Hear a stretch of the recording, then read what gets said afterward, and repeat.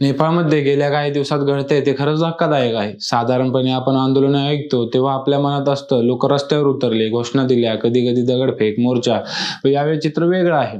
कारण नेपाळमध्ये आंदोलन एवढं उग्र झालं की पंतप्रधानांनाही राजीनामा द्यावा लागला आणि एका माजी पंतप्रधानांच्या पत्नीचा आगीत होरपळून मृत्यू झाला.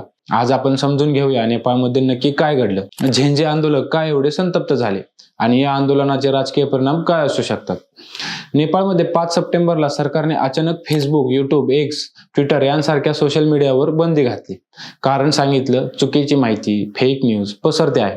पण लोकांना हे थेट स्वातंत्र्यावर गदा वाटलं. विशेषतः तरुण म्हणजे झेंजी यांनी याला प्रचंड विरोध दाखवला.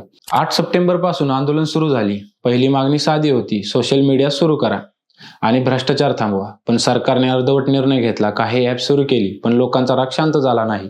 उलट टिकटॉकवरच महागड्या गाड्या, ब्रँडेड वस्तू, परदेशी सहली करणाऱ्या नेत्यांच्या मुलांचे व्हिडिओ फिरायला लागले. जनतेला वाटलं आम्ही रोजच्या रोज बेरोजगारी, महागाई झेलतोय आणि नेत्यांची मुलं चैनीत जगतायत. 9 सप्टेंबरला काठमांडूत परिस्थिती हाताबाहेर गेली. संसद भवन, सरकारी इमारती जाळल्या गेल्या. पोलिसांच्या गोळीबारात 19 लोक ठार झाली. आंदोलक एवढे संतप्त झाले की पंतप्रधान के पी शर्मा ओली यांच्या घरालाही आग लावली. शेवटी प्रचंड दबावाखाली ओलींनी राजीनामा दिला.